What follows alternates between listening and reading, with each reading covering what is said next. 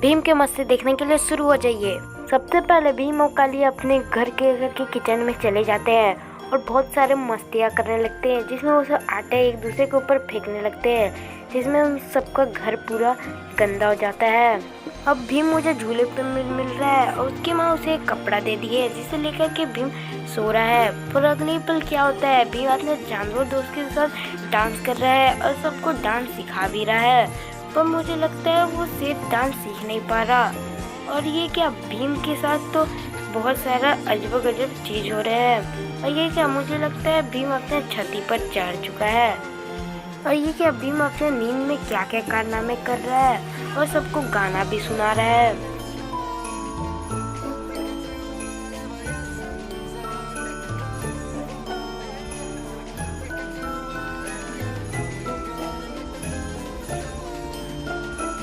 अब लगता है भीम आसमान में उड़ रहा है, और मुझे लगता है वो किसी अपने पक्षी दोस्त के घोंसले को लेके नीचे उतर रहा है और उनके अंडे को भी संभाल रहा है।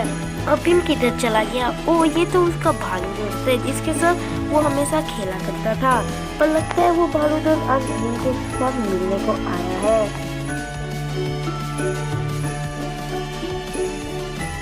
और ये देखो, भीम अपने हाथी दोस्त के साथ भी कैसे खेल रहा है।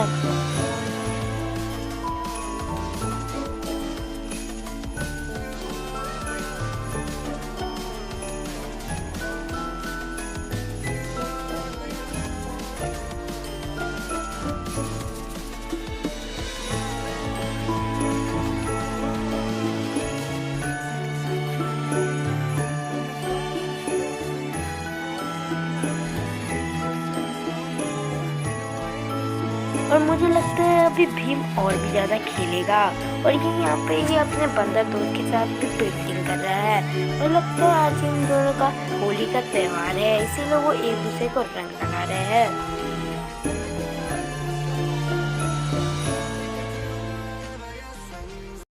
एक दिन गर्मी का मौसम होता है, जिसमें भीम बाहर में सो रहा होता है और अपने बॉल से खेल भी रहा होता है। वैसे उसका बॉल चांद पर चले जाता है। भीम का बॉल जैसे ही चांद पर जाता है, चांद अपने नींद से उठ जाता है और भीम के साथ खेलने लगता है। भीम के साथ खेलते खेलते पीछे से बड़ा सा बादल आता है और उसे अपने साथ ले जाता है। चांद को देख करके भीम बहुत ही ज्यादा परेशान होता है। वैसे पीछे से भीम की माँ आती है, भीम को लेके चले जाती है, और भीम बस सोने का नाटक कर रहा होता है। वो जैसे देखता है उसकी माँ चली गई, वो वैसे चांद को लेने के लिए वापस घर के बाहर चल जाता है। अब उससे बाहर में जाता है तो उसे बहुत सारा जुगनू मिलता है, पर तब भी वो बहुत ही ज्यादा उदास होता है। तो जुगनू सब प्लान बनाता है और वो भीम को जाने के लिए एक रस्सी बना देता है, जो कि बादलों तक जा रहा होता है। भीम उस रस्सी पर चढ़ के बादलों के ऊपर चले जाता है, और जैसे ही भीम बादलों के ऊपर जाता है, वो देखता है कि वहाँ पर बहुत बड़ा बड़ा महल है।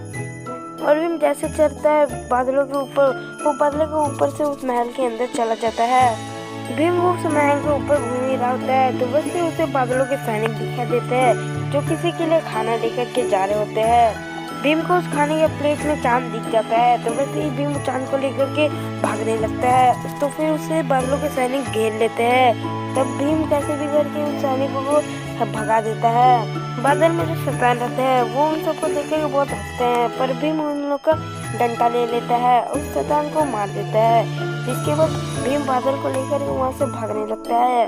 आखिर में बादलों के सैनिक उन सबके आगे आ जाते हैं, पर भीम उन सबको फूंक मार के उड़ा देता है।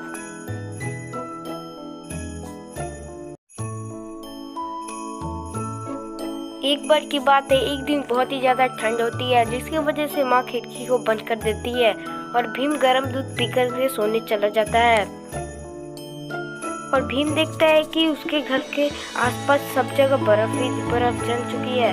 और जैसे ही खिड़की खुलता है, भीम अपने झूले से निकल जाता है और घर के बाहर आ जाता है। और भीम वहाँ पर सारे बर्फ को देख करके बहुत ज्यादा खुश होता है और उस बर्फ से खेलने लगता है। वहाँ पर भीम का गाय भी आ जाता है, जो भीम और गाय एक साथ खेलने लगते हैं। वैसे ही भीम और भीम के गाय को पेड़ में कुछ दिखाई देता है। जब वो सब ध्यान से देखते हैं तो उन सबको पता चलता है वहाँ पे सांता क्लॉज है, जिसका रथ उस पेड़ पे अटका हुआ है। फिर भीम सांता क्लॉज के पास जाता है और सांता क्लॉज उसे अपने गोद में उठा लेते हैं, और फिर उस गोद से निकल करके उस सांता क्लॉज का रथ को नीचे गिरा देता है। जिसके बाद सांता क्लॉज देखते हैं कि उनका रथ टूट चुका है, तो भीम थोड़ी देर में उनका रथ को ठीक कर देता है, जिसे देख करके सांता क्लॉज पूरे के पूरे चौंक जाते हैं।